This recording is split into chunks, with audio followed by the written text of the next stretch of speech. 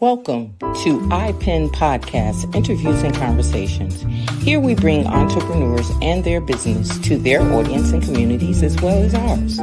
We welcome and connect with them to share who they are and what they do. Authors, entrepreneurs, we extend the invitation to promote your business here on our podcast and in iPen Magazine. Your article, your story, your promotions, how you can connect with others, a new audience, a quarterly magazine presented online for all to view and subscribe to. For articles, ads, and subscriptions, please contact ipendesigns@gmail.com. For your viewing, you can see past articles, past interviews on www.nanetteMbuchanan.com. Welcome to the show.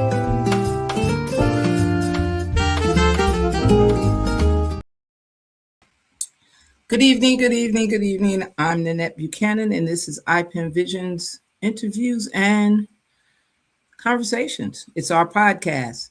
And tonight, I'm still waiting for our guest, Mr. Otis Gore, to call in and get settled.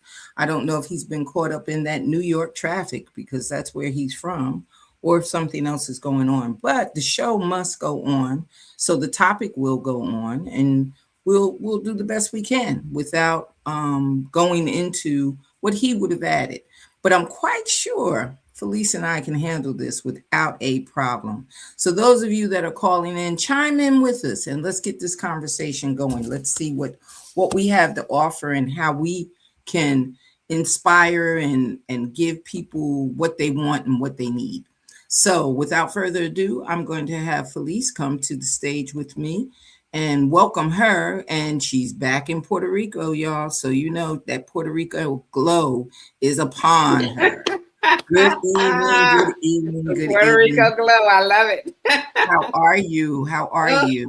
I'm a little sleepy, travel weary, but I am great because I'm back in Puerto Rico. I know that's right. I know that's right. And you know what? Sometimes we just need a break from the monotony of what we do on a regular basis and change over. But to change over to, you know, okay. To change over to that is kind of, you know, Not the that. it's one of those, Not you know, the that. that's what it is. So tonight's guest, he was going to talk about some of the things that go on. And I kind of don't want to go into everything that he was going to divulge, especially his book and what the book is about and what his opinion is. But I think that the topic was quite interesting. So I'm going to try to stay on topic about principles of self-resilience. When you talk about being resilient, what comes up to mind? What comes up in your mind? Just I don't want to say it's more than stick-to-itiveness. It is about just knowing that you are purpose for something, right? Right. Having your purpose and knowing where you are. And then there's certain principles that go along with that. Like I said, I'm not trying to go deep into what his subject matter may have been because if he's just running late, he'll be here.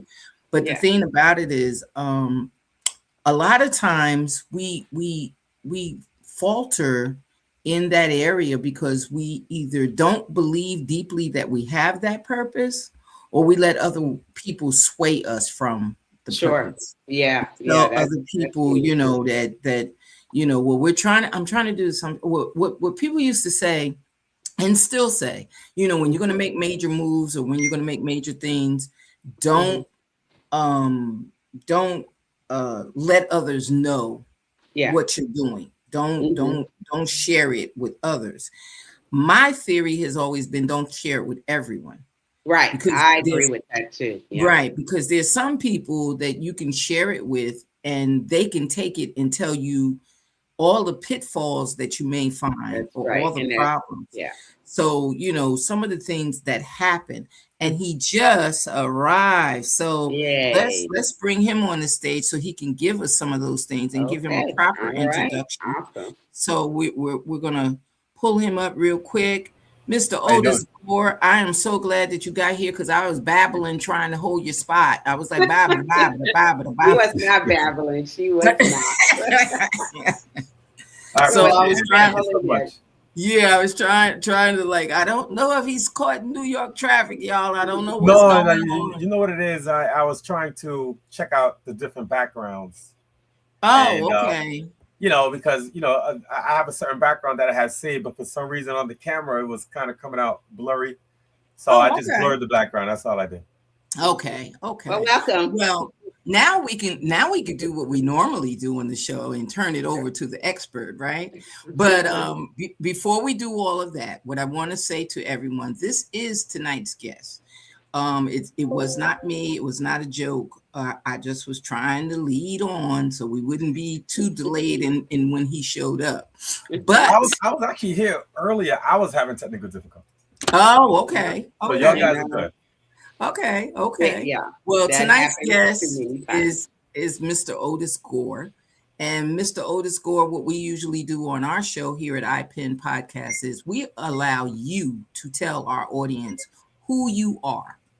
So we don't know you. We know what you've told us about you, and we were impressed with that. But I am so sure that if you open your mouth and say who you are, we're going to be like knocked out with what you're going to tell us. So tell us, who is Otis Gore? Well, I was born the son of a sharecropper. No, I'm only joking. No. Oh, you gonna fit right in here. Well, my name is Otis D. Gore. I'm from the Bronx, New York, and I am a certified speaker, author, as well as real estate broker here in New York. And I've been doing business in New York as a real estate broker since 2009.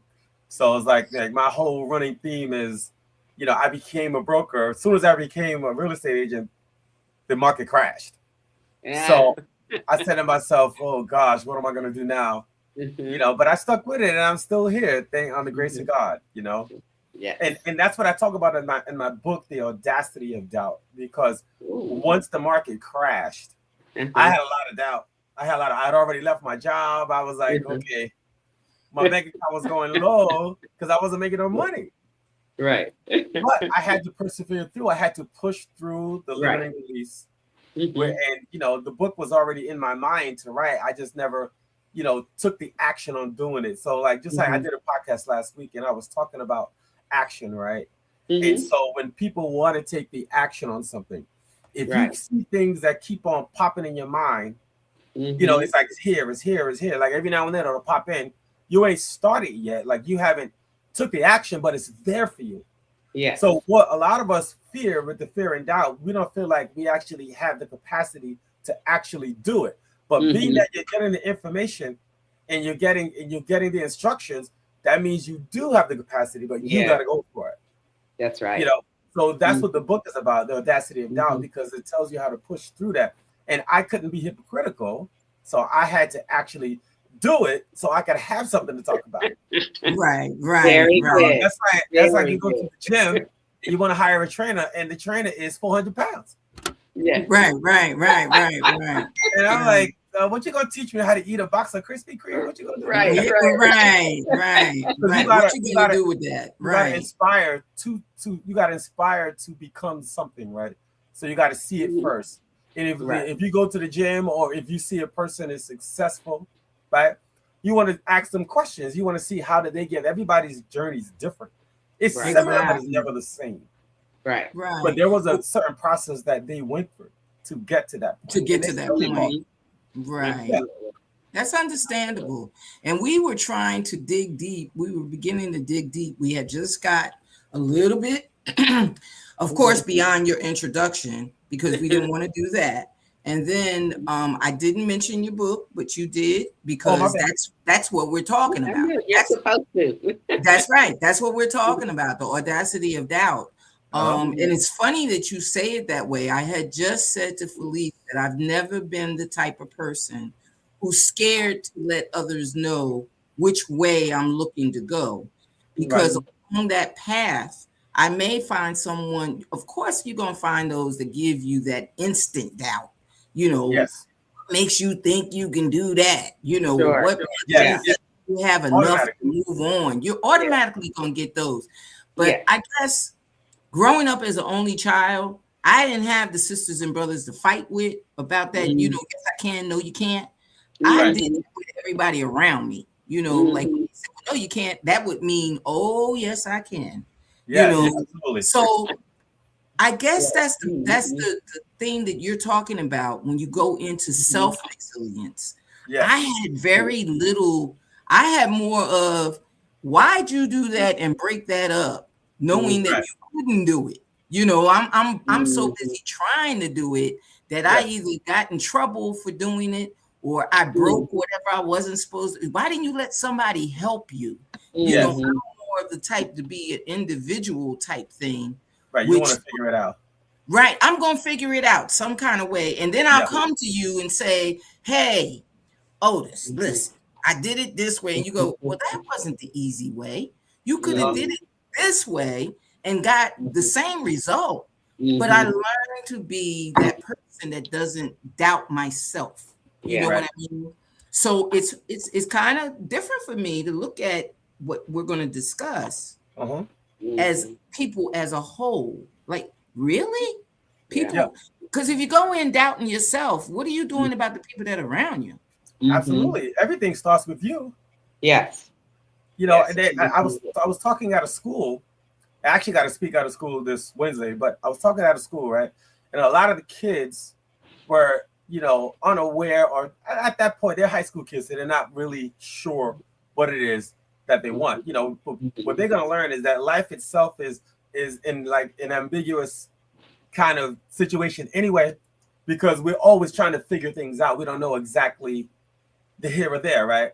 Yeah. So I advise them that, look, no one's going to help you more than you.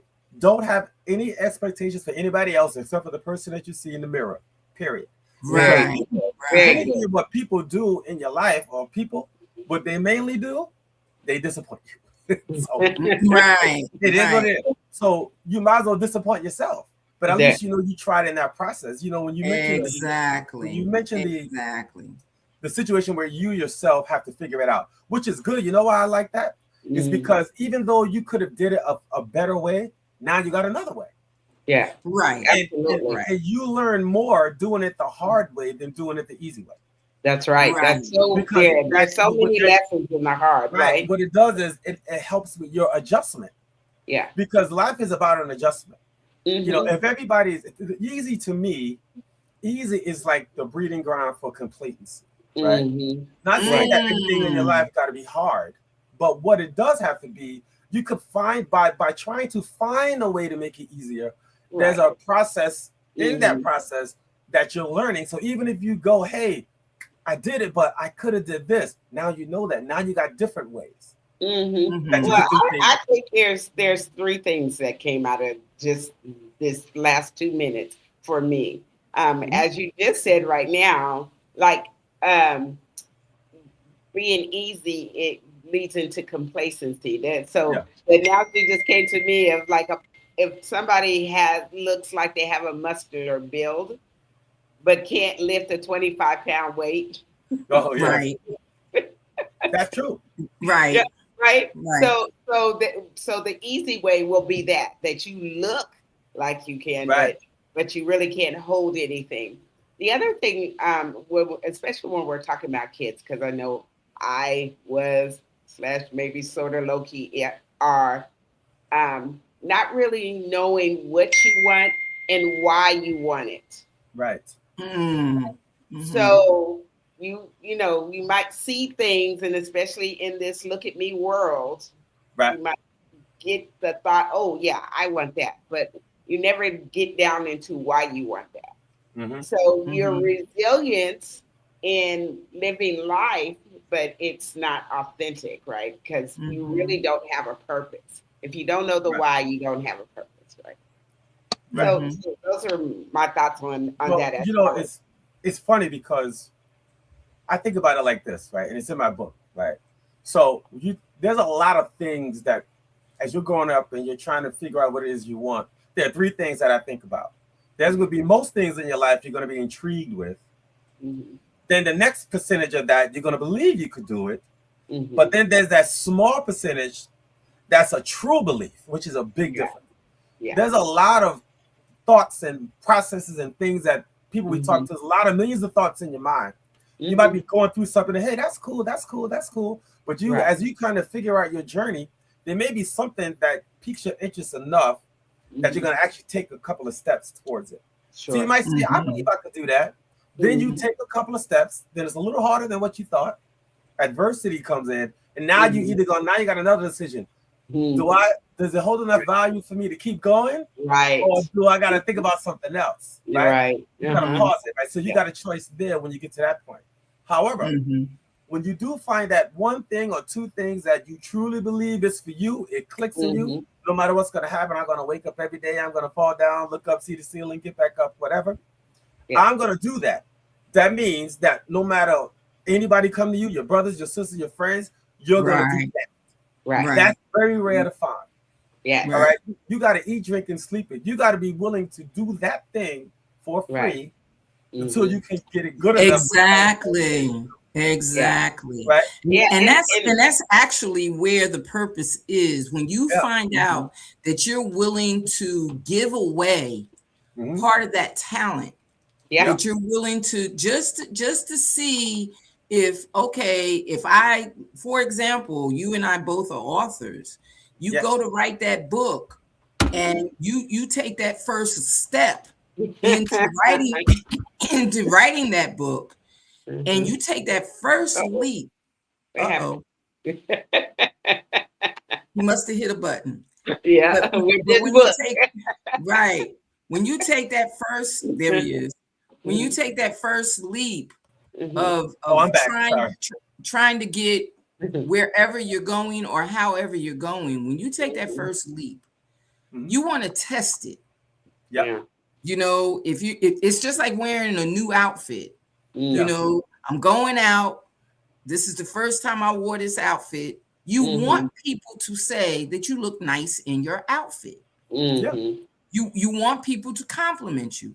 Now you come back home in that outfit and you equate your evening along with whether someone noticed that outfit.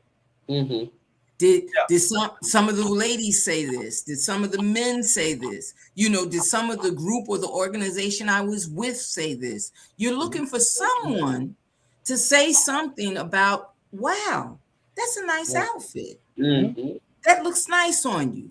Even you know, your hairstyle, your grooming techniques, whatever it is that you make a change on, you want somebody to say something. Right. But when you're taking that leap to produce something, or you're taking that leap to create something, or make that speech, or make that conversation, make that connection, you want somebody to feed back. Some feedback, and say to you that was on point. That was something that we didn't hear before. That was something this. That was something that. Well, that's what encourages that move on.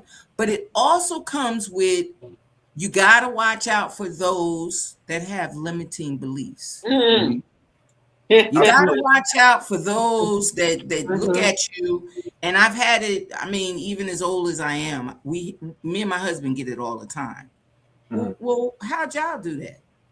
Well, that's a limited belief. Why are you worried about what he and I are accomplishing or achieving?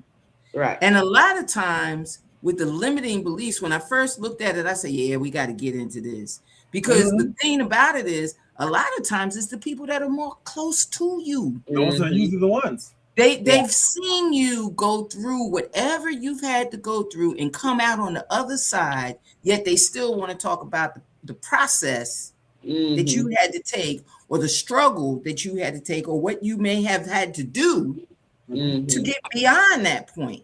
And I'm not saying get beyond that point in defeat. I'm talking about beyond that point in success. We should be acknowledging that suit, acknowledging that Well, girl, you finally got those shoes you were talking about. You finally got, whatever it is, they should be acknowledging it in a positive light. Yeah. But a lot of them dim your light while they're trying to, while they want you to be dim as well. Well, what's the old saying? Misery loves company, right? Yeah. Yeah. So to really unpack a lot of that, it's usually the ones closest to you are the ones that hurt you the most, which we already know, right? Mm-hmm. And it's usually the ones, like you said, you're an only child. I have 2 brothers and a sister, so I'm the youngest boy.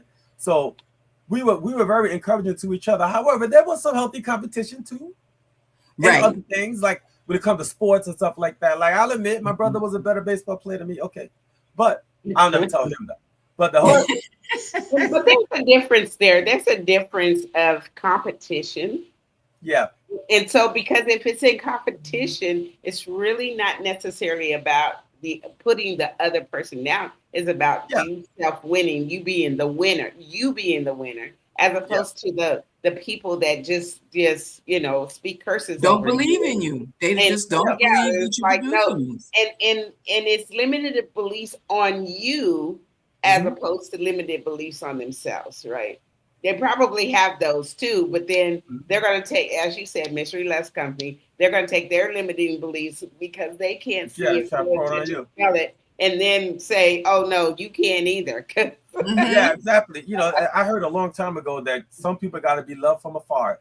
Yes. You got to love them from back here, though. Yes. Right. Not everybody's on your journey. That's why it's only for you. I read this book a long time ago. I read this book called The Energy Bus. Yes. Yes. So I read The Energy Bus years ago, probably like 10 years ago.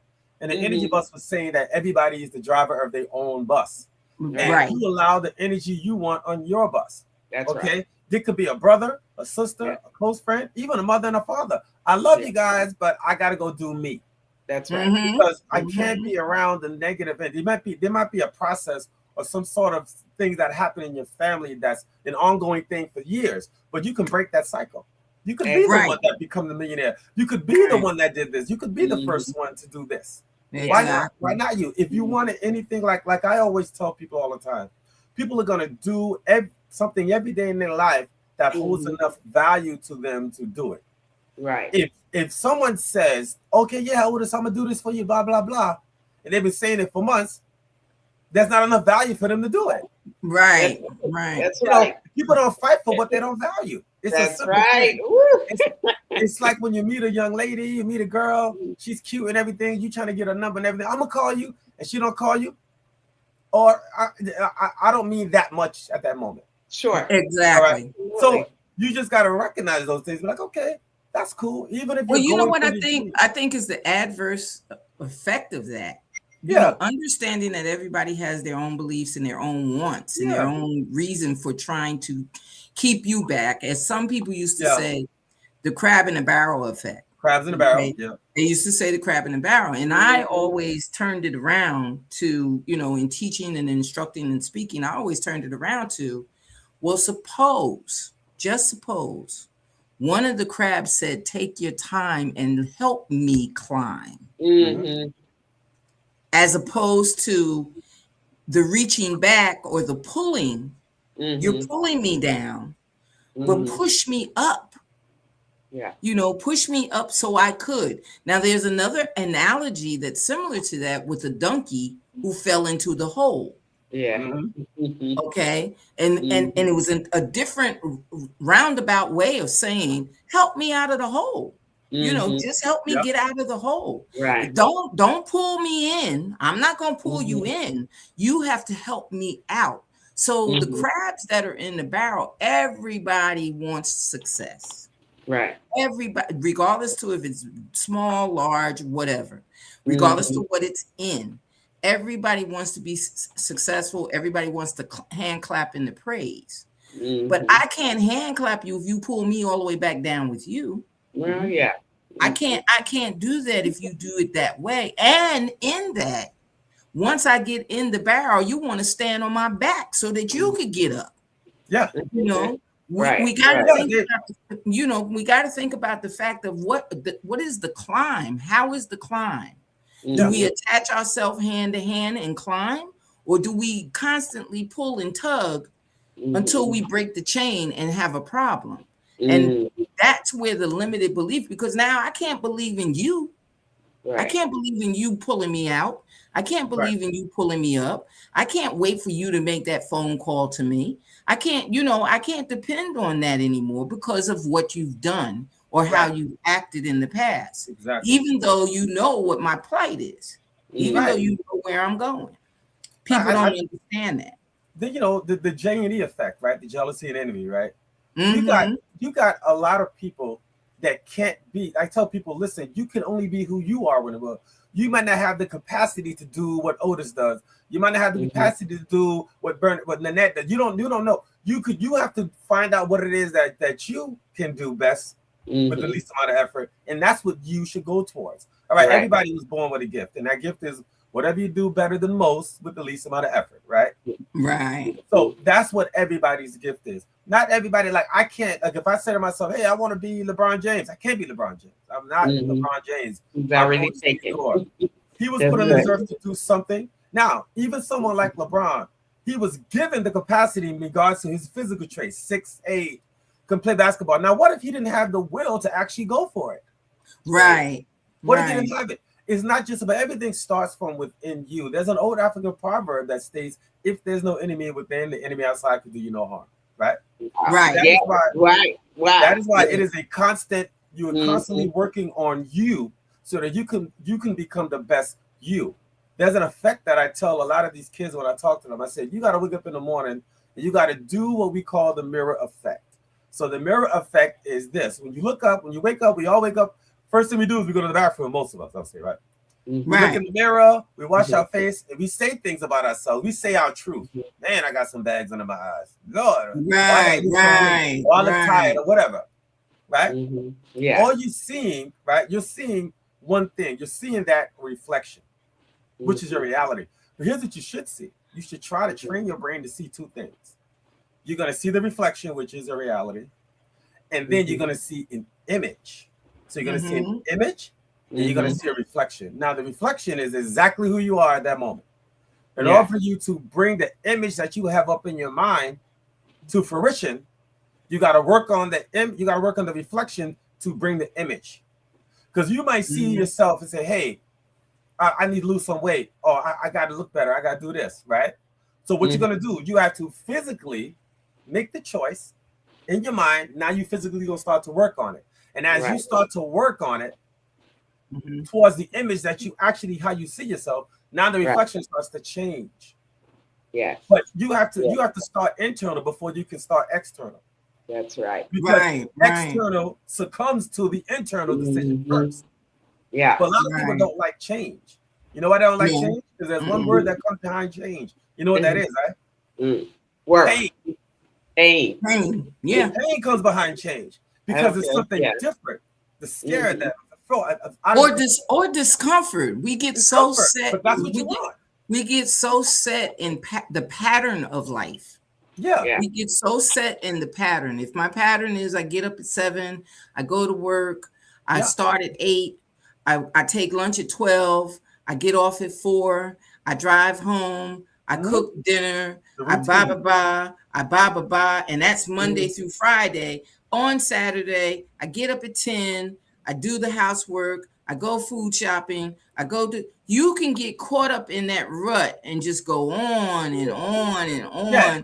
And if someone says to you, well, hey, what happened that you were writing your book?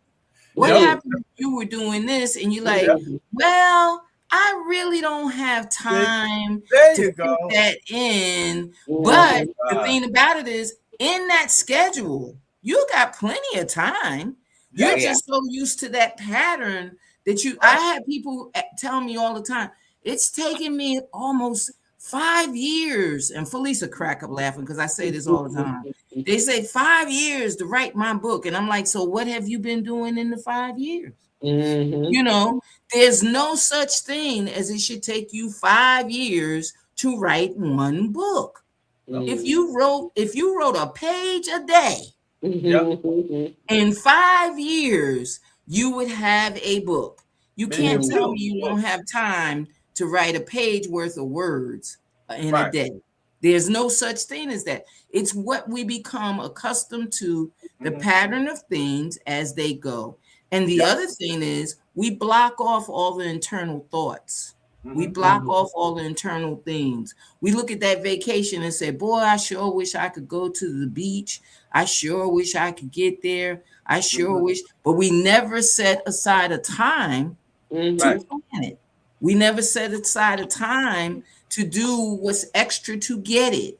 We never set aside anything that's extra to accomplish what, like you said, the reflection, the vision, the images. I watch wrestling with my husband on Mondays, and there's a wrestler, Randy Orton. I'm going to put up his theme song. It's by some rock man. I don't know who the rock band is. But it says, I hear voices. And those voices make decisions for me. And that's what I think is missing. That we don't listen anymore to what's internal. We listen to the external. We'll listen to someone telling us, no, you can't. But we don't listen to our spiritual and internal voices that say, you've been purposed for this. You can do this. This is your dream. This is your vision. Someone comes along and say, oh, well, so-and-so did that last week. And you be like, all right, that's the end of that dream. You don't even think about the fact that his dream could be blue and mine could be green. You don't think about it that way. You know, you just automatically. But I always hear, for some reason, that particular song from that particular wrestler where he's saying, I hear voices in my head and they tell me what to do and they tell me how to react. And I try not to listen, but this is what I'm answering to, you know. Even though it's for wrestling, and of course it's a pump up for him to get ready for his match, it's also a pump up for anyone because life is a match. Life is a wrestle, you know. You know, in too many times in the society, I think has a lot to do with this, is that we don't feel there's space enough for everyone. When space is infinite, right? So you know, there's a joke especially in the marketing circle about, you know, someone wanting to open up a chicken restaurant, right? And the first thing the naysayers say is, we already got enough of them. I already have a lot of them, but I bet you, no matter what you say, someone has an auntie that cooks fried chicken better than any of those restaurants. Exactly. You know, and so there is space for it, right? And so that's what we need to know, is that there is space, because a person that likes, you know, the KFC versus Chick-fil-A, you know, there's always these little things that someone says, this is my favorite because of this, right? Right. So we just have to, you know, really get to that mindset that there is space, because again, if you have that passion, and I don't care, you still have that passion no matter how many KFCs are around you or throughout, right? Or how many, you know, whatever chicken, you know, Popeye's, Churches, all of them, you still have that passion for that and cooking for that, and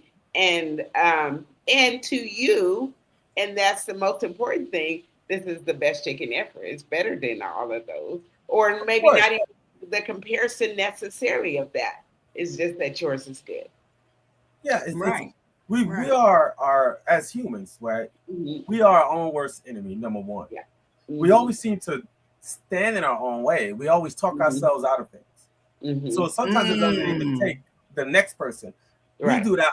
We do a good job of that of our own, right? What you got to ask the question is, okay, how many chicken restaurants were there before Popeyes came on the board? Right. How many chicken restaurants were there before Churches came on? How many chicken restaurants were there even before KFC? He started that restaurant when he was in his 50s, 60s, right? Yeah. What people got to know is this: if it's for you, they can't take it away. If it's something in your mind, that means that you have the capacity to do it. Now, no one's going to do it for you. You got to take the action, right? That's right. He said something earlier about time, right? The funny thing about time to me is that time is the one thing that we want the most, that we think we have, but it's the one thing that we use the worst. Yes. Right. Yes. Yeah. That's what we want. We want time. We think we have it, but we use it the worst. Exactly. If you look inside, when you guys have a copy of my book, right? My first chapter is about time, right? You know, so I talk about 86,440 minutes, 86,440 seconds, 1,440 minutes, and 24 hours in a day. We all have the same amount of time to go ahead and pursue what it is we truly and pursue whatever it is. Now, the funny thing about time is this. There is a quote in there from a famous philosopher. His name is Harvey Mackey, right? Harvey Mackey said, time is free but priceless. Yeah. You can own it, but you can use it. Yeah. You can't keep it, but you could spend it. Yeah. However, once you lose it, you never get it back. You get it back, never. But then that comes back.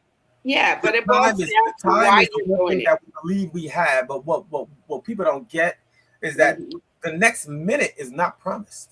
No, the only thing that's promised is the fact that you woke up today. Because I guarantee you this: somebody didn't wake up. That's right. Somebody didn't wake up today, but you woke up today. I did a podcast one time, and the guy asked me, "Otis, I got one more question for you," and I said, "What's that?" He said, "What is it that you wish for?" So for that whole podcast, he was hitting me with questions, and I was like, bam, I was like on it. So when he hit me with that question, I looked at him, I was like, okay. So I had to stop and think about that. I could say the politically correct thing and say, oh, world peace and blah, blah, blah. Right. So I thought about it, and the one thing came to my mind. I said, you know what I want, sir? He said, well, I only want one thing. He said, what's that? I said, I only want more tomorrows. Right. I need the ability to be better than the day before. Now, I could be striving for something. I could be going for something. No guarantee. I can assume that my time's going to be there, but I can't get because I got to stay within the moment. I got to be sure that I have the opportunity to am I going to wake up the next day? Great. Right. If I got that opportunity, now I have a chance. Now I got to pursue it. That's right. But, and again, but to your point, most people also want that time just to wake up. Yes, but they don't realize that they're using it wrong. Most people do. Right. Well, you know what the thing about it is, I think that they go about it. Like I said, I can only attest to those that I could attest to a few. Being a coach of kids that ran track, for example, you coach kids from 5 up to 18. You tell the 5-year-old go and run 4 laps. 5-year-old is in it. You're like he gonna die before he get the 4 laps because he in it, right? He doing it. Yeah. You tell the older child to run 4 laps, and they like, that's a mile. Yeah. And it's the same distance that the 5-year-old is running with no question. Yeah. But now at 12, you now have the mind to know that that's a mile. You want me to run a mile? So we used to have to tell them, grab a buddy, take a little one with you. And the little one, they have no concept. So they're running and they're going, come on, because they just run. They just run. But the thing about it is, at a certain point in life, we begin to measure things differently. Yeah. We begin to think about our experiences, exactly. Yeah, the difference in what it is. And even though and the same thing when they get to the meet, and they say mile runners, and we say to the little one, the same little one that's been running those 4 laps, he's been doing his training, and you say to him, that's you, bud, going out there. And he looks at you and goes, I run a mile. He has no clue that he's been running that mile. And we've never told him that. We just tell him run 4 laps. He gets a certain age, he then understands it, but we just tell him run the 4 laps. If you can run 4 laps today, you can run 4 laps tomorrow. If you could do this today, and then that was the process of the team. You've been running since you were 5 or 6 years old. So that by 12 years old, a mile should be nothing. Exactly. And then not only that, by the time you get to high school, getting ready to go into college, you have something that a lot don't have. So now this is your key. You could pick any major you want, but what's going to pay for your schooling It's that mile run that you've been doing since you were 5 or 6 years old. Yeah. So the purpose of the program, like you said, having that purpose and having that idea is genuine because you're trying to teach that you can go a lot further knowing your purpose. Know your purpose. Your purpose is to get this right so that they give you what you need to continue on to whatever your dream and your vision is. You know, and that's what you need. You need to understand there's a purpose. There's a reason for that. And just like you said earlier about being free, I did that 25 years free. I didn't get paid to coach. I got the payment when the kids call me up and say, hey, I'm a doctor. Hey, I own my own real estate business. I own my own construction company. I'm a pastor.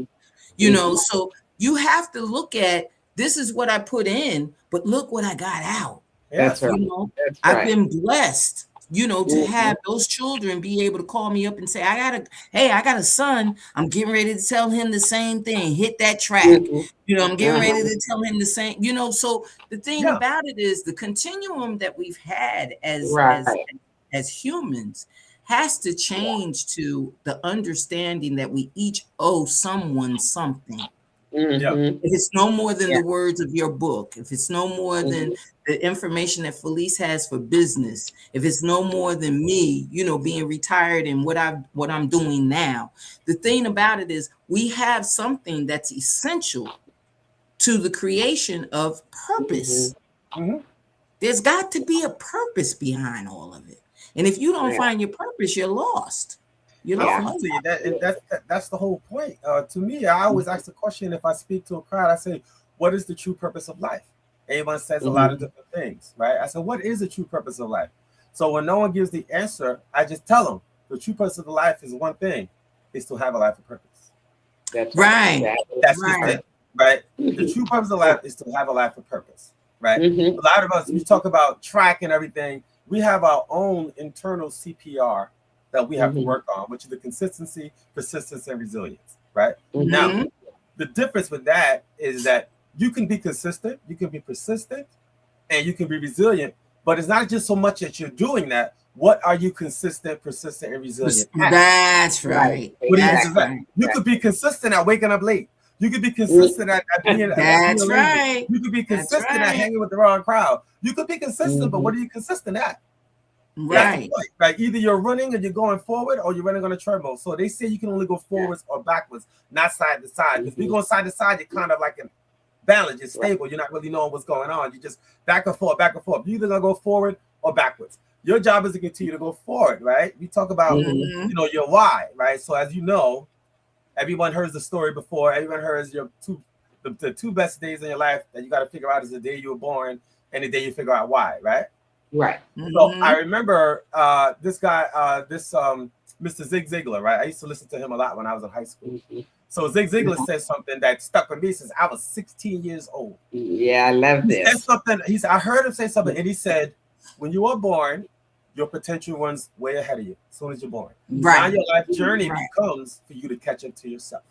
Right. So now every single student or every person, the one thing they always going to hear since they're kids and teenagers is potential, right? That's what you're going to hear. Now here's the key.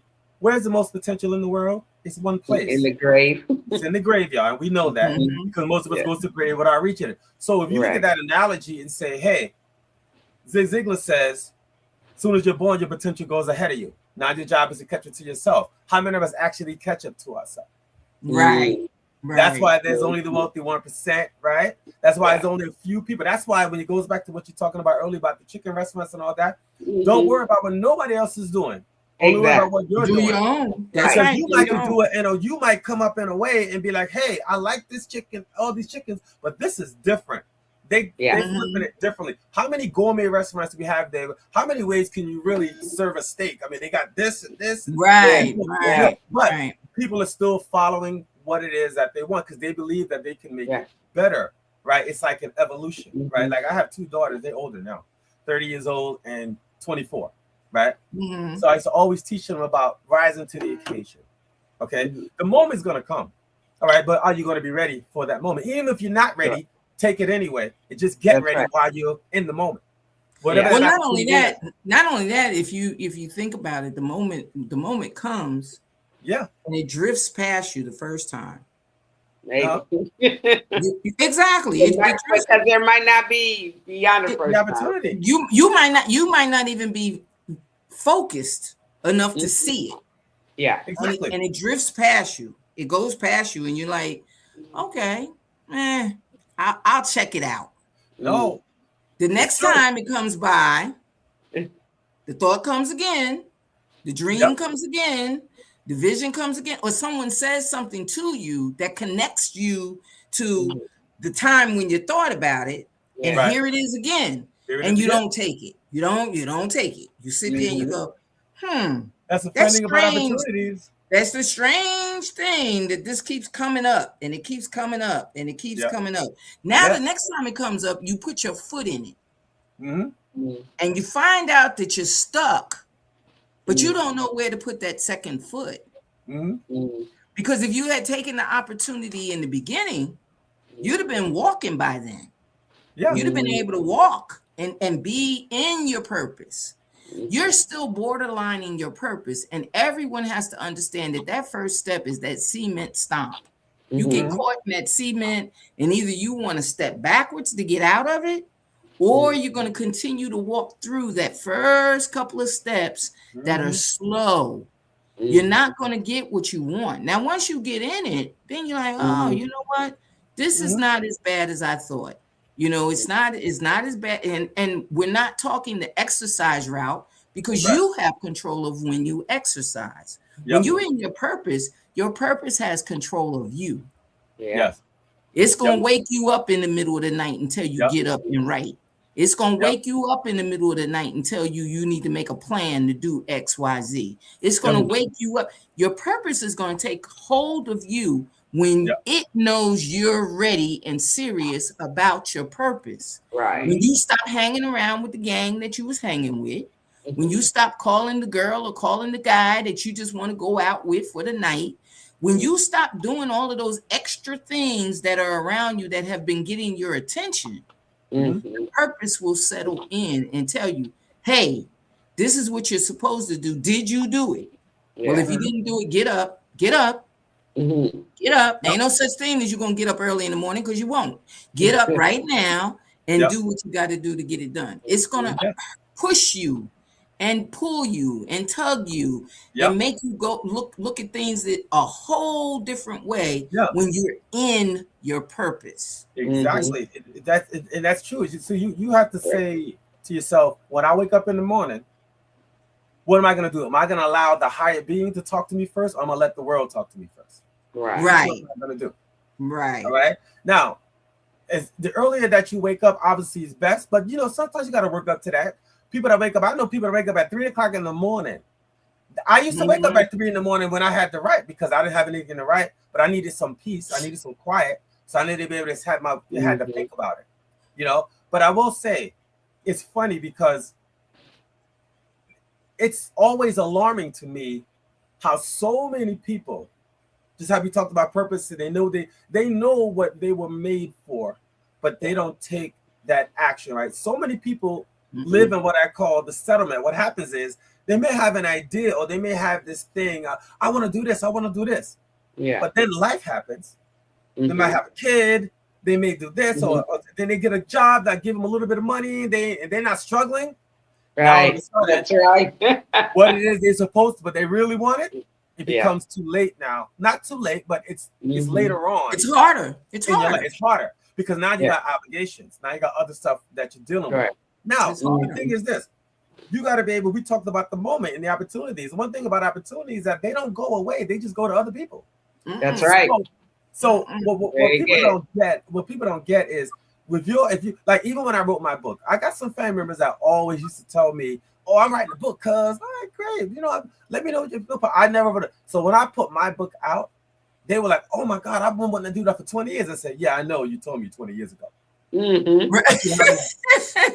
you haven't. I love that it moves on to somebody else. I learned a long time ago that you also got to keep some things to yourself, because like you said, someone's going to try to deter it. That's what the doubt is. You got to kind of just do it. Like, you know, I was talking at this place called the Penthouse down in Manhattan one time. And all the speakers I went up there before me, we were talking about trauma, right? They were talking about what happened with them in their life. That's what it's about. So I was the one that's coming up to give a positive message and all that. So when I was looking around the room, how so many people were affected by the same thing, right? So I had to lighten the crowd up. So I told them, I said, you know what I look at when I see in the room today? Well, I see magic. And what's magic? I see magic because us as human beings, which is the greatest creation in the universe, had the ability to do one thing when we need to, and that is to disappear. Sometimes you got to disappear, fall back from your life. Right. Disappear 3 months, 4 months, whatever it's going to take. And then you got to realign, you got to rethink. You got to, even if it's your closest friend, listen, my man, I'm going to be under the radar for at least 3 months. I got to do me. I got to figure out what it is with me, because you all might be going through some things in your life. And you might have drawn that to you without even realizing that you did. So you got to start going back and kind of reset and rethink and refurbish and rejuvenate. Now when you're going to come back, you're going to come back with a whole new mindset, a whole new vigor. Hopefully you'll elevate. Hopefully you'll rise. But even as you rise, right, if you want to really break down the word R-I-S-E, your R is risk, I is ignite, S is sacrifice, and then E is elevate, right? So when you do things, and when you risk, ignite, sacrifice, and you elevate, you have no choice but to keep going up, because you are taking it. Success is a lonely road, and you need to take risks to be successful. But before you even start to gain success, you got to take the action, which you got to ignite that. And you got to be, sacrifice. Yeah, and you got to be careful of those that you meet on that road too. Absolutely. You can't carry your load, your ideas, your progress with everyone that you see on the road leading to success. Yeah. There's going to be some people that want you to carry their baggage, their load. Wait a minute. I didn't get up this morning. Can you get this? Can you do that? Can you handle this for me? You know, I've been handling your stuff for years. When you gonna help me handle? Oh, I don't understand what you're trying to do. What do you mean handle your stuff? I don't know what you're doing. You know, so you got to be careful of those that you put in your arena to move forward with you, even though they're doing 3 different things. You know. You got to be able to say it again. I want to ask you ladies a question, if you don't mind. Okay. Sure. I know you're interviewing me, but I think about, different scenarios, right? So I was thinking about it the other day, and we talk about spending time on stuff and all that stuff, right? So I want to ask you ladies a question. What do you think is more important, the time you spend or the moments you make? The moments you make. The moments you make, because the moments you make are created by the time that you spend. But if I'm spending time and not creating anything from it, that's wasted time. How about you, young lady? Oh, well, thank you. You're both young ladies. My check is in the mail. That is a good question, because again, in I'm stuck on what you said, time you spend, right? Because I'd rather not spend the time, but invest in time. I'd rather be an investor as opposed to you both are correct, right? But here's a few things to think about. Yes, the time you spend on something, that depends on what you're spending your time on. You could be spending your time on the wrong thing or the wrong people, but don't realize it. So that might create the wrong moments or not great moments. Or the moments that you do remember, right? Those to be the best moments possible, or sometimes the worst. But to me, right, I think the moments that we remember the most are the moments that are unintentional. Meaning that when you wake up every day and you got to live your life with intent. You intend to be a great person. Your intention is to do right and to try to move yourself forward and move the world forward. But things always happen within that realm that's unintentional, and it becomes a moment. Like you could be driving in your car, and then next thing you know, you get a car crash. Oh my God, you saw that? Right. That's something that you're gonna talk about to somebody. I remember I was driving about. the unintentional moments, right? That's why it's very important to stay present in the moment, right? Because we're not promised the next moment or the next second, right? No, that's so true, and I'm glad you just brought that up because. But the unintentional moments is what people don't think about, but yet that's what they remember. Yeah, right. Because it's something that kind of happened that you was not expecting. You might go to a picnic and everybody's having a good time. Then all of a sudden, a fight break out, and your cousins or whatever. And what you gonna talk about 10 years from now? Remember when we went to that picnic? Yeah. Girl, she was beating you. Yeah, you're right. You're right. You're right. You saw what she did? I was shocked. So I'm glad you brought this up. Your intention was to go there to see family, have a good time, create those memories, have some barbecue, whatever, and then boom, something happens. Yeah. Right. So the unintentional moments is crazy because that's what sticks in our heads most of the time. So we set out to create certain memories or certain moments. Hopefully we have some good moments, but it's the things that happen unintentionally, unexpectedly that we tend to stick. You ever notice? That's why I always teach my daughters, stay present. You got to be present because you can't really do anything about the past except change your perspective on the past, because every time you look back, guess what changes? Nothing. Right? I said, you really can't think about the future, right? You could prepare for the future, but what you can't do about the future is control it. You could put things in place and try to prepare it, but you never know what's going to happen. So you have to stay present so that you can be aware and you can be ready or try to be ready for whatever comes in your way, because you're still looking around, you're still present. And it's hard to stay present in the moment because there's so much going on. You got to do your best to stay present. Right now, after this interview is over, you know what it's going to become? It's the past. So as soon as it's over, you guys are going to have something to talk about. You be like, guy Otis, look at him from New York, he think he all that. See, I'm just saying. You know? He think he got a book called That's It. I know I like his blue super. That's all I like. I don't know. No, but Otis, this is really good. I just invested instead of spent 7 weeks back in Dallas. Now, originally I was just supposed to be there for 1 week and then come back for like a long weekend. But I was there a total of 7 weeks and maybe a couple of 3 days. And I've looked at this from the historical perspective of, what I did while I was there, right? And you don't know this about me, but Nanette knows that my whole motto is go where you're celebrated and not tolerated. But also surround yourself with people you celebrate and not tolerate. Right? And so upon reflecting, it has truly been that whole 7 weeks unplanned for me to be there has truly been like this investing time in lives. And even now I'm getting some messages and saying, I'm so glad that you were here and thank you for supporting me for this or that or the other. And I'm like, I love every single one of y'all, but I need to go back to Puerto Rico. Yeah. Love every single one of you, and poured and got poured into. But that's it. That in answer to your question, that just brought it all into perspective there. It's funny, every day, right? Like even now, right? Like I was looking forward to this interview, right?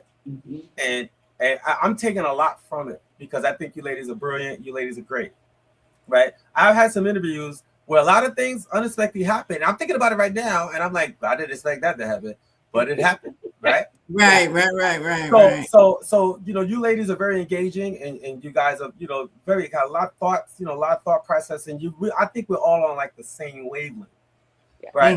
So I agree. Because you were gonna fit right in. Everything is like on the same wavelength, right? But what's crazy? We talked about expectations, right? And I always tell people, don't have an expectation for anybody else except for yourself, right? There's a lot of interviews, a lot of places that I go. When I say the Bronx, they expect a different type of person. If they expect a different language, they expect me to be what they believe.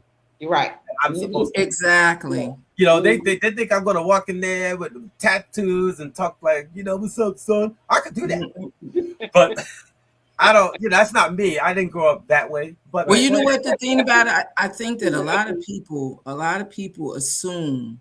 Yes. I'll give you a perfect example. We had an author on, Eric Gray. I've known Eric Gray for years, literally years. I've read maybe one or two of his older books, and never really got into the page per page depth of after I had him on the show. Mm-hmm. And I said to Felice, I said, here's a guy from New York that I actually thought he wrote hood books. I didn't think the hood books had a storyline behind them. Yeah.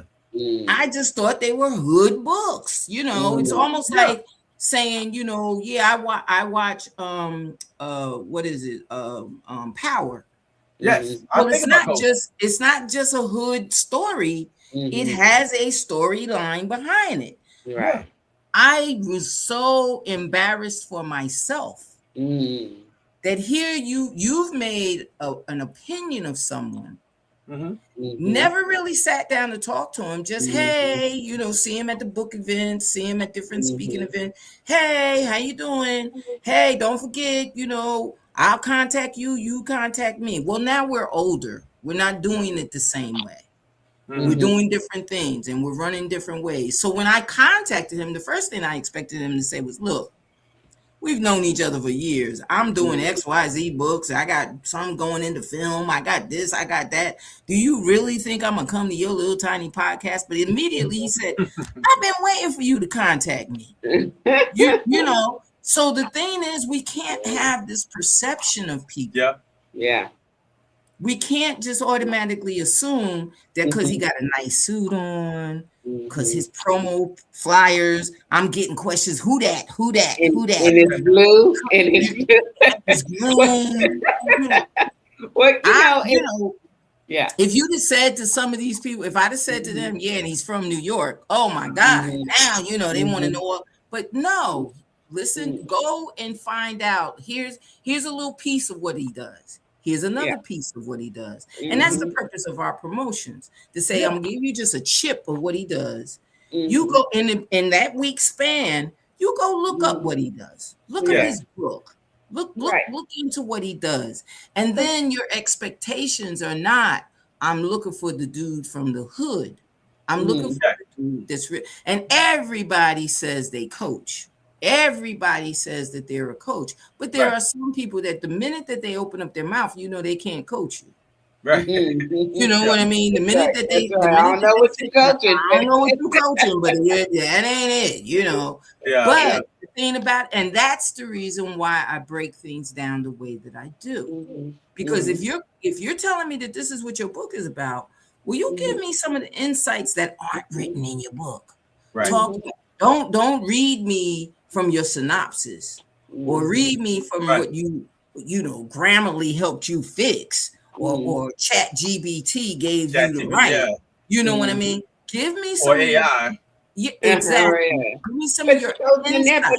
It goes back to, again, how I feel, go where you're celebrated and not tolerated, right? So you're celebrating when you go and look into these things. That's celebration. Toleration is just, okay, they're, Yeah, or like I said, the idea of but also it's really, again, my whole theory, and you know this, relationship versus transaction, right? Yes. So, Yeah, he obviously thought very highly of you to say no matter how long it's been, no matter how big your podcast or not, he's still going to support. Right. And that's the way. And when he said it, I was like, "Oh my goodness, Eric Gray is coming on my show." Oh my goodness. Look, I put it on even on the post that I put that you answered to. I said, "Oh my God, I got a real author." Like, oh, okay. He said he's going to come to the show. Okay, because you get tired of people saying that they write a book, and then when you go to talk to them, you can tell just by the conversation they don't believe in what they wrote. Well, they don't even know what That's true. I promise you, ladies, this. I promise you both this. 5 years down the line, I could be the biggest star, the biggest book author, anything. As soon as you call me, and say, Otis, I need you on the show, I'm gonna be like, sorry, talk to my assistant. That's right. No assistant. No assistant. No, Wait, and they're gonna me, be like, excuse me, Otis, do you know on the net? I'll be like, never heard of her. No, I'm just kidding. No, but you know, it's funny because I'm also you're I'm just also a sales trainer, right? right. And I always tell one of the best techniques or the greatest skill set that you can actually, harness in yourself and really work on is the way you make people feel while they're in your presence. Exactly. Exactly. So if you make people feel comfortable and light, then they're gonna come back. You and my other friend who's the vampire king, he does he writes about vampires and Dracula and all of that stuff. Vampire in Brooklyn? No. Yeah, listen. Remember that movie? Eddie Murphy? Yeah. He is comical. He's comical. His personality is similar to yours. But the thing about it that I love about him and everybody that I've met along this journey that I've been on, everyone that I've met, we've kind of jived with. So no matter if I call today or if I call 10 years later, because I knew him from 10 years ago, the same thing. I called him and said, hey, I'm starting this podcast. I don't know how many people we're going to get to see it, but hey, if I can build up, will you come on? He said, I'll come on now. What are you talking about? You build up. It doesn't matter. I'm coming on now. So the thing about it is, and I've had some call me back, and say, hey, I got another book out. Can I come back? Hey, I'm doing another project. Can I come back? The door is open because we're trying to build a network of communicators that are serious about helping those that do listen. Those that do hear that the audacity of doubt is the beginning where you need to step. Those that do believe that they have to create their own lives. Those that do believe that they have their own principles of self-resilience. We need people that understand that. And that's not something that goes away. And that's generation for generation for generation. Yes. It does not matter. Some of the things that we've talked about here, we learned when we were younger. That's true. You got it. We got a lot more respect too, but exactly. Like it's a continuum. It's a continuum. And the thing about it is, when you do your next book that says, "Oh, you didn't have that audacity," now let me tell you the pit hole you're in. Whatever the title is, it's going to. Wait a minute. Bing. Yeah. Right. Because the thing about it is, let me tell you how you'll fall. Let me tell you how you'll stumble. Let me tell you where you went, because people have to grasp it from one side or the other. Right. Sometimes they don't grasp it by you blatantly saying to them, you failed. They don't look at it that way. Woe is me. But then you get others that when you say you failed, they be like, well, what did I do? Tell me how. Tell me what I need to do. Right. Tell me where I need to go. So we have to catch them where they are. Yeah. And that's what we try to do on this podcast. Now, going to some of your words that tell people where they are. Never let your perspective oppose your potential. Woo! I think we discussed it, but break it down. It's funny thing, like we spoke earlier about perspective, right? And obviously we all heard the saying, when you look at things differently, things you look at look different. Yeah. Right? So I always thought about it as, I have to look at things and people, I take people for who they are at face value. All right. And what I'm trying to go for, or what I'm doing in life, or where I'm trying to go, I have to look at it of a more of an optimistic kind of thought process. Right. Yeah, right. So my name, I even came up with a acronym for my name, OTIS, which is Otis, Optimistic Thoughts Inspire Success. Right. You don't know about the Otis, do you? Don't be trying to steal that.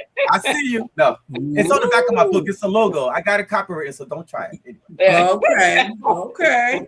No, she's gonna be like, no, Otis. Mine is with the 2 T's, not right. Yeah, with the 2 T's. Yes. So, a perspective on how you see yourself comes first.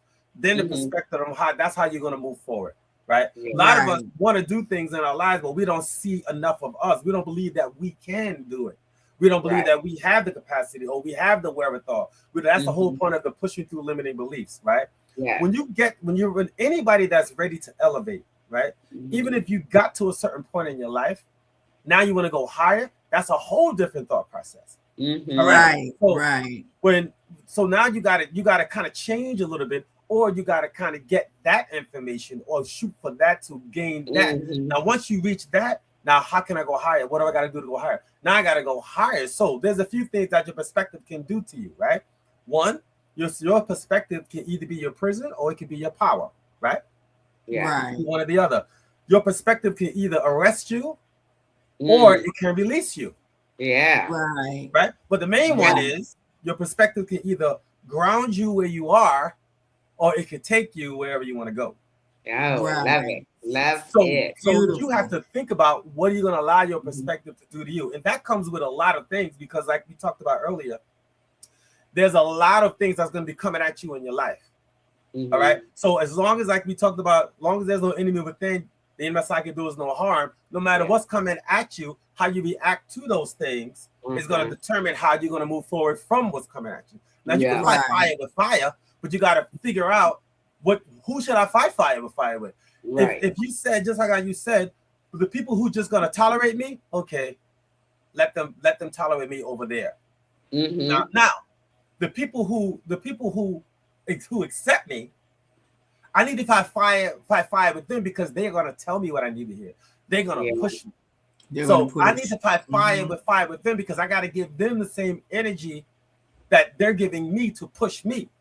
So I got to take their energy and use my energy and go. Now I can fight fire with that, because hey, the net is really pushing me. The net's going to tell me the truth. I'm going to go, Otis, it's 5 o'clock in the morning. Why ain't you up? Okay. Oh, my bad. But if I know that the net don't give a crap, I'm gonna be like, all right, I'll be up at 7.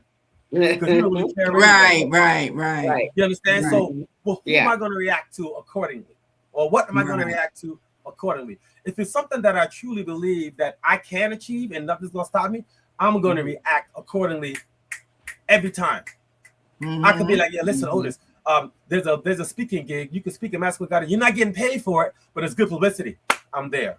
Exactly. No problem. Exactly. I'll be there. Okay. And that's the part many people don't believe. It's not just they gotta have the dollar. Gotta have the dollar signs. Gotta have the dollar signs behind everything. Everything gotta be the dollar. And obviously, we want to make a living. We want to get paid, of course. But there's a certain seed that you got to sow before you get to that point. Yeah. When you create enough leverage, someone's gonna pay you. That's right. Someone's gonna say, "Hey, we need to hire Otis from the That's It Out. He's great." Blah blah blah blah. Let's call him. When they start calling you, now you got some leverage. That's right. But before you get to that point, what groundwork have you laid to get there? Yeah. You got a lot of people that want to get paid like now. Okay, well, why do you deserve that? Why do you deserve $25,000?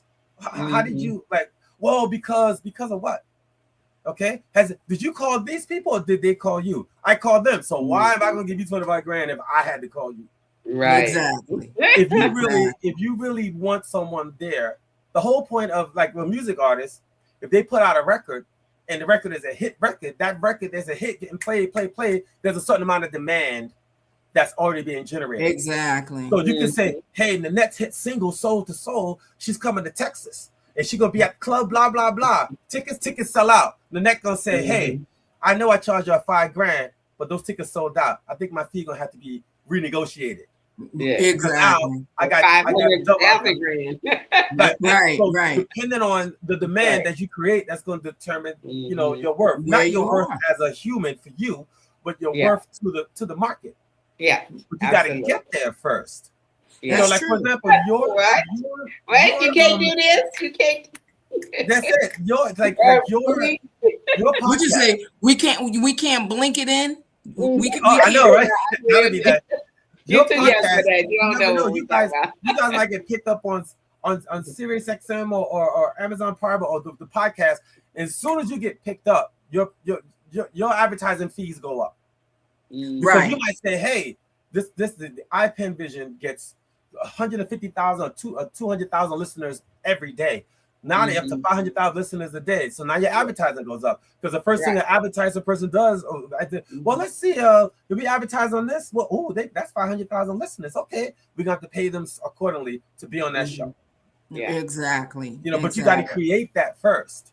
You got to be able to command. And not only that, creating it, you got to be patient enough to sit and let it ride as it grows. You got to let it grow. I just looking at statistics and statistic wise, people always say to me, you get those people that come to you and they say to you, oh, well, on Amazon, your reviews are, and I'm like, that's not the only place that I sell books.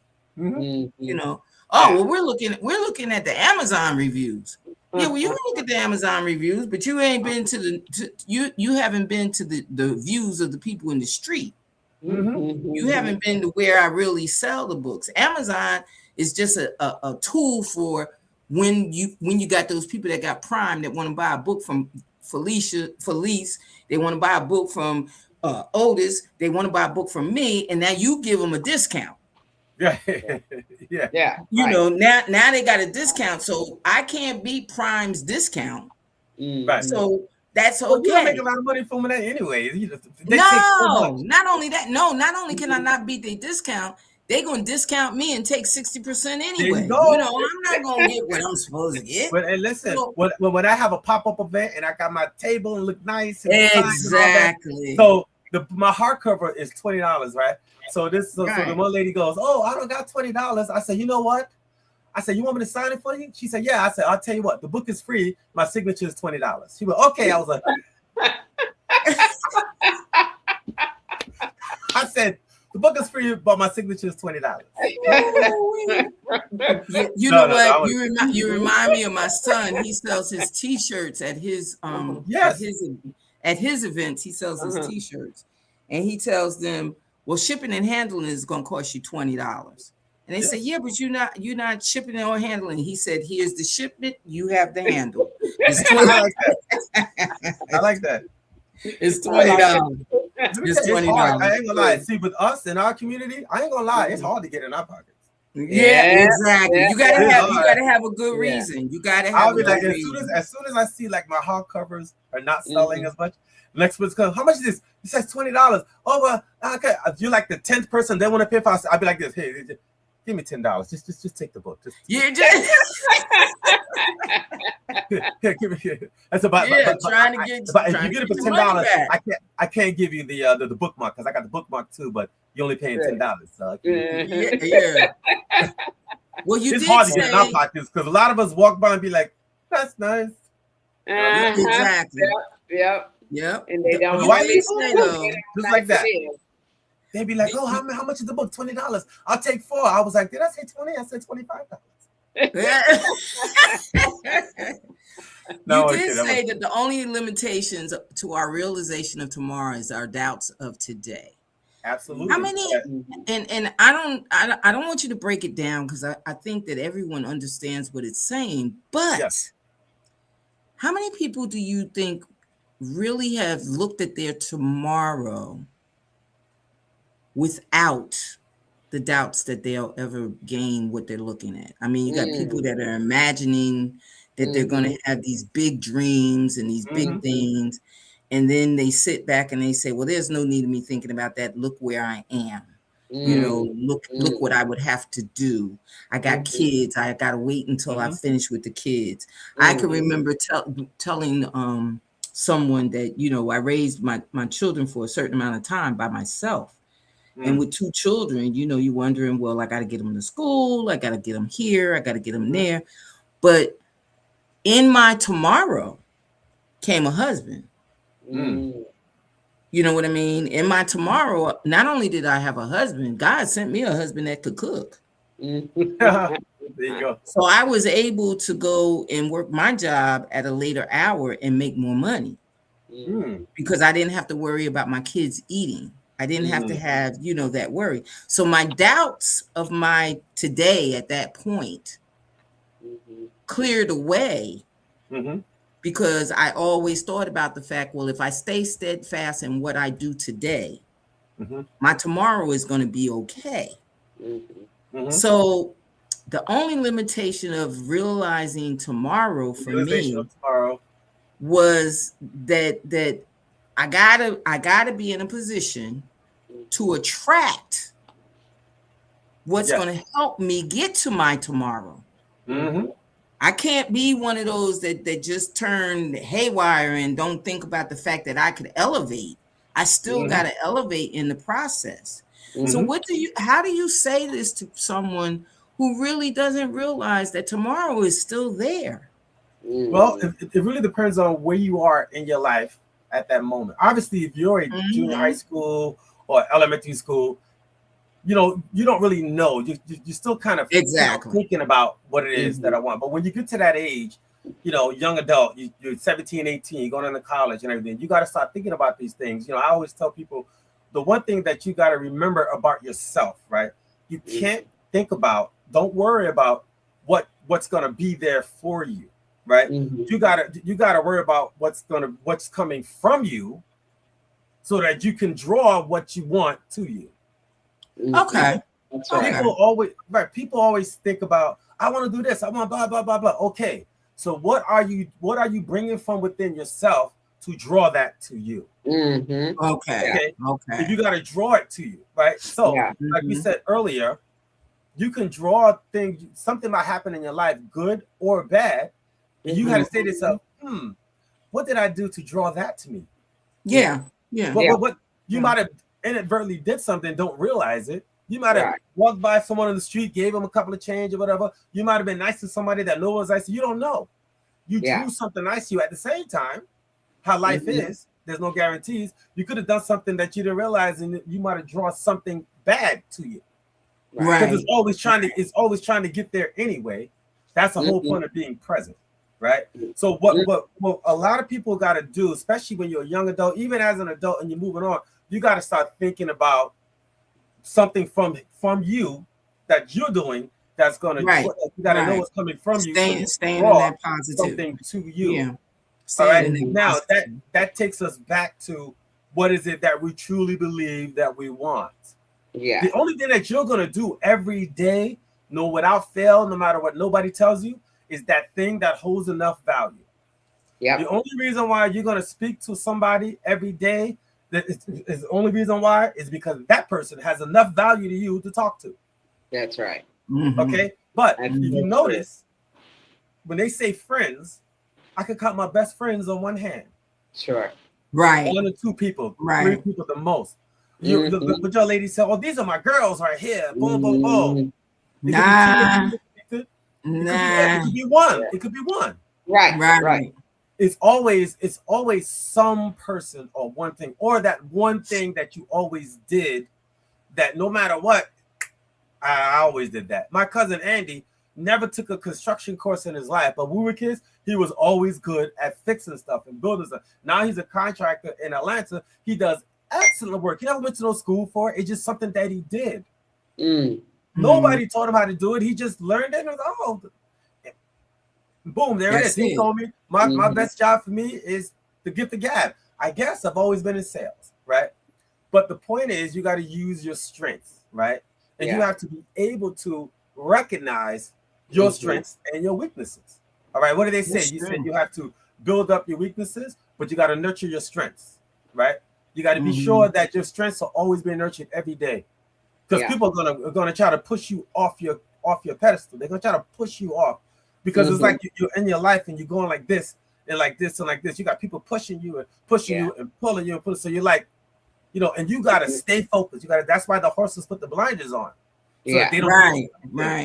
Right. When they're in the race, if you take the blinders off the horse and they don't, and they're in the race, they're confused. They're gonna crash into each other. Right. So you got to have your own internal blinders like this and keep on pushing forward, because you're going to have those people. Now, what you think you're trying to do? Girl, you ain't going to be no singer. Please. I'm glad you said that. Thank you for the encouragement. Yeah, and keep going. And keep on going. What book la, you la, writing? la, la, la, What la, you la, writing la, a book about? Oh, girl. You may not have this. These people may not have the discipline or the wherewithal, or maybe that's something that they don't want to do. That's fine. If it's not something that you want to do, don't do it. Yeah. But don't stop me from doing it because I want to do it. If you ever notice, I don't know if you noticed that I'm from the Bronx, right? So in the Bronx, people got celebrated for coming out of prison and they made it and they back home. Yo, my man, you back home. But yet my man Joel came from college. Oh, he think he all that. Yeah, right. Excuse me, like that's a big accomplishment. Right. But unfortunately, the narrative is that's why this book is geared towards the youth and our community, because the narrative is we ain't supposed to be much. Right. We only supposed to go. I got talked out of when I was a kid. I wanted to. I used to like to draw. I wanted to be an architect. I remember I was like 7th grade, but my teacher talked me out of it. Wow. An architect. She would say, "Don't you want to do something nice? You know, like a mechanic." I still hear her saying that. A mechanic. That's what she said to me. Oh my God. She said, you know, there's this great school called Albert E. Smith. They got great wood shop and mechanic shops. And I was like, okay. And she goes, don't you know when you're an architect, you need physics, you need math. She made it sound impossible. Wow. And I'm sorry I listened to her. Yeah, I'm sorry too. Yeah, I'm sorry. I was like 6th grade, around there.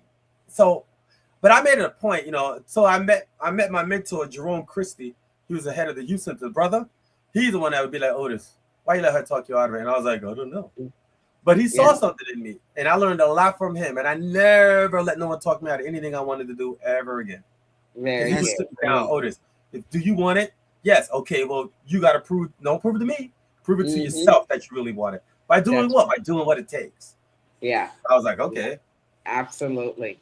Well, I want to invite our audience and thank you all for being here with us. I want to invite you to share, get with Otis, find out what that audacity is. I mean, just that word, or that you got the audacity to doubt yourself. There you know, go and get that book so that we can all have a reason to elevate. Yes. Otis D. Gore at yahoo.com. His Instagram post is the same thing. Gore at Gore Otis D. Yes. At Gore Otis D. Make sure you reach out, get in touch, get his book, show him some love, because he's a lovable guy, but also because he has a lot of knowledge, and we appreciate that knowledge. So Felice, well, no, his book is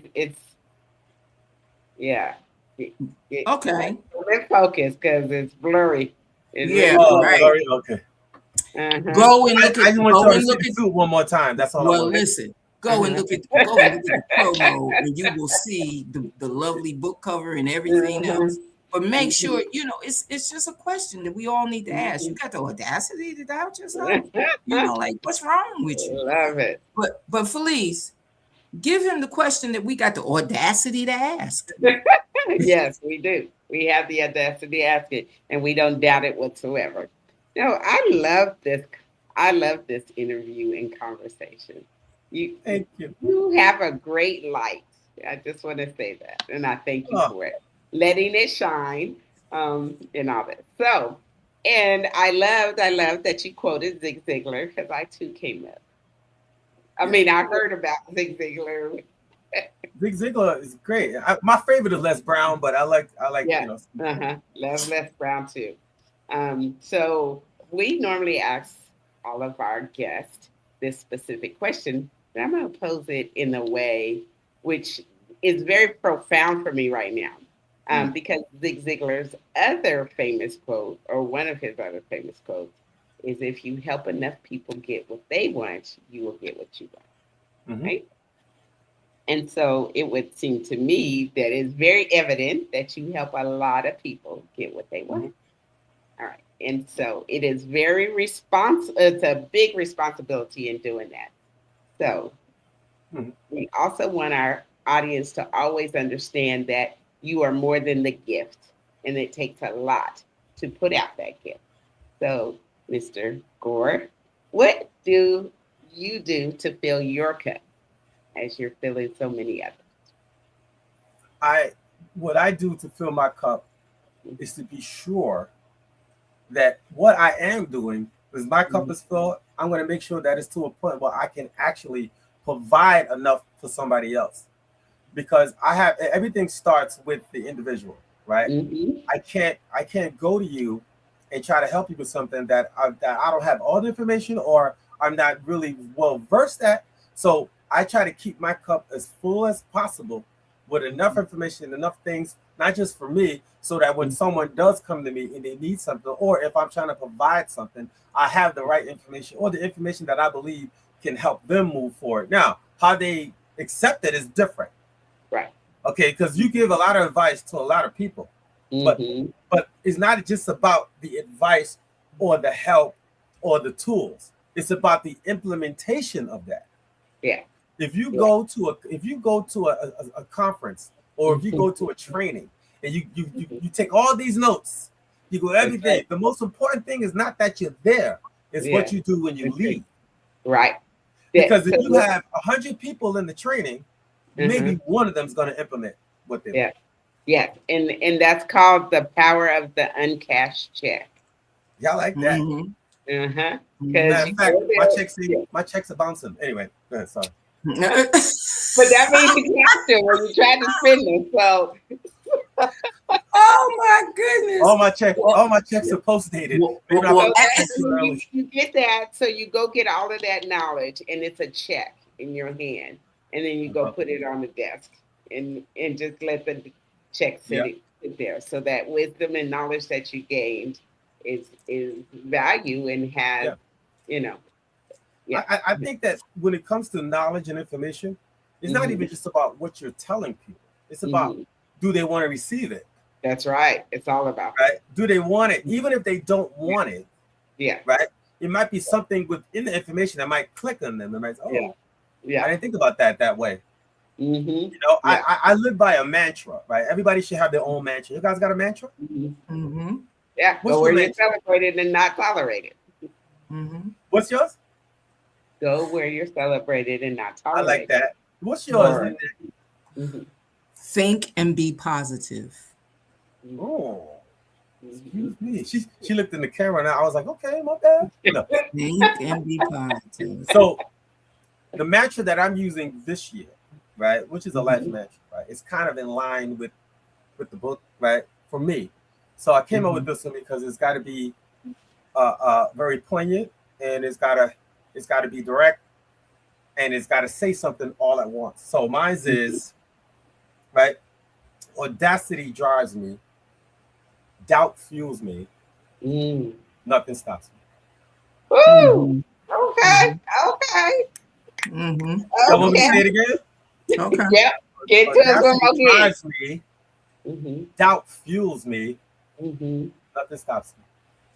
Well, with that, we are going to end on that note, knowing that we are now refueled. And if you're not refueled, press replay and get refueled. I want to thank you. I want to thank you, Mr. Gore, for a fabulous night and a fabulous interview. We thank you for gracing your presence and bringing about what you brought about. And people, you know what we always say, we always go over the time when it's a good one. When it's a good one, that's right. When it's a good one, we go over the time. So please tune in, look at the replays on YouTube. You can also get the replays on my website. And I'm sure Mr. Gore will be back. I'm sure he absolutely. Yeah, I'm sure. I'm sure. Remember when y'all reach out to me, always remember this. I have my people call your people. Right. That's how it worked this time. That's what worked the last. Good night, everybody. Good night. Thank you for having me. I really